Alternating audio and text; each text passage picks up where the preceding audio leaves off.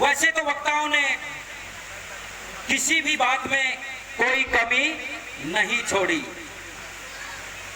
मैं तो एक ही आश्वासन देना चाहूंगा कि जो रास्ते बाबा साहब ने हमें दिखाए हैं, बाबा साहब के तीनों मूल मंत्र,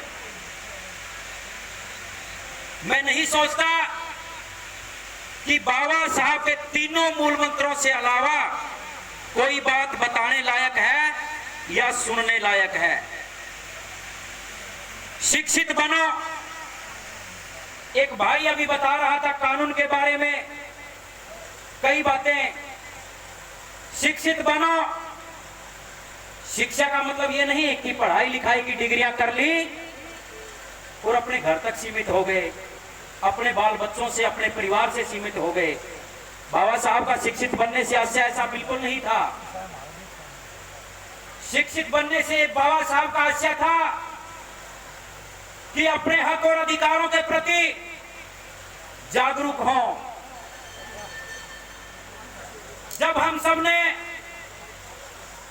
शिक्षा का असली मूल्य का पता चलेगा, जब हम अपने सभी हकों अधिकारों के प्रति जागरूक होंगे, तभी समाज आगे बढ़ सकता है। जैसे भाई ने एट्रोसिटी की बात की, ये बहुत अच्छी जानकारी भाई साहब ने दी कि जब किसी SC ST कम्युनिटी के साथी का किसी दूसरी बिरादरी के, दूसरी कम्युनिटी के साथी के साथ कोई लड़ाई झगड़ा होता है तो उसमें एट्रोसिटी एक्ट ऑटोमेटिक बन जाता है। धाराओं की जरूरत नहीं है। एट्रोसिटी एक्ट वैसे ही कुदरती ही लग जाता है उसमें। तो साथियों, बात है बाबा साहब के मूल मंत्रों की।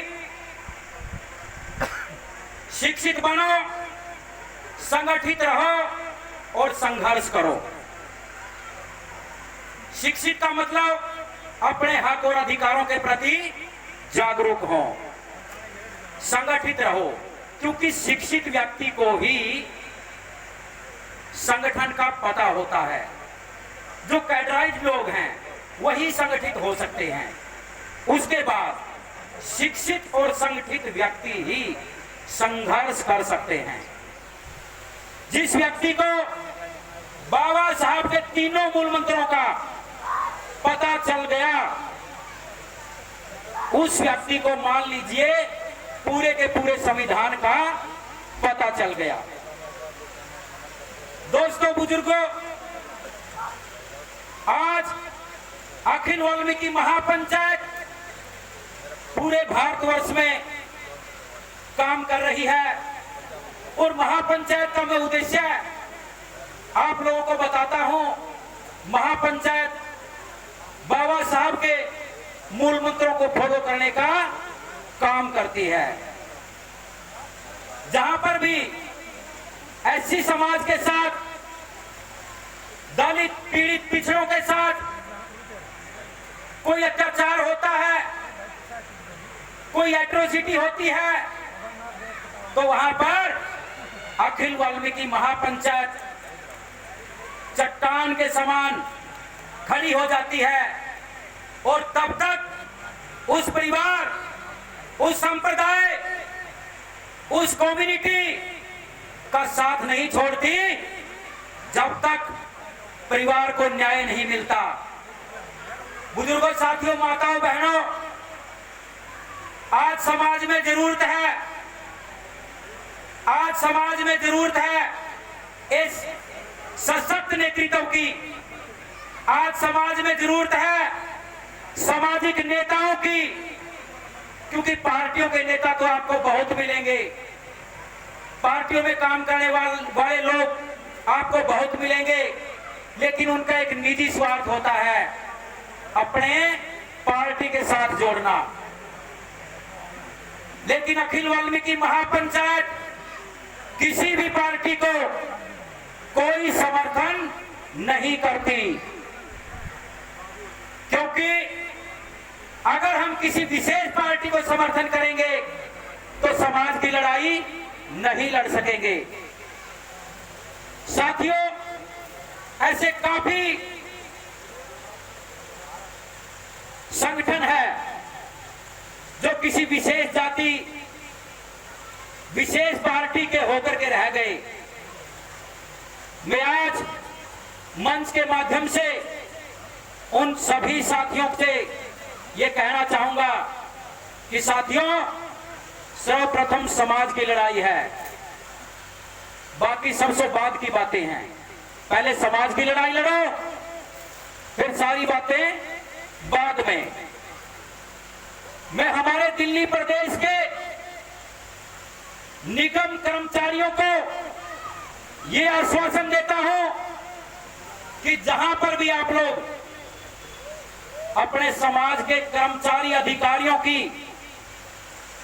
भलाई के लिए कोई भी धरना, प्रदर्शन, हड़ताल करने का काम करेंगे तो अखिल वाल्मीकि महापंचायत को अगर आप बुलाओगे तो अखिल वाल्मीकि महापंचायत का बच्चा बच्चा आप लोगों के साथ कंधे से कंधा मिलाकर के खड़ा होने का काम करेगा। बुजुर्गों, साथियों, मैं आप लोगों को, मैं आप सभी का आह्वान करता हूं कि आप सारे के सारे साथी समाज के नेताओं को मजबूत करने का काम कीजिए, चाहे वो पॉलिटिकल नेता हो या सामाजिक नेता। अगर हम अलग अलग संगठन बनाकर, अलग अलग पार्टी बनाकर हम अपनी ताकत को आधी करने का काम करेंगे तो वो दिन दूर नहीं साथियों, जब हमारी जड़ें बहुत ही कमजोर हो जाएगी।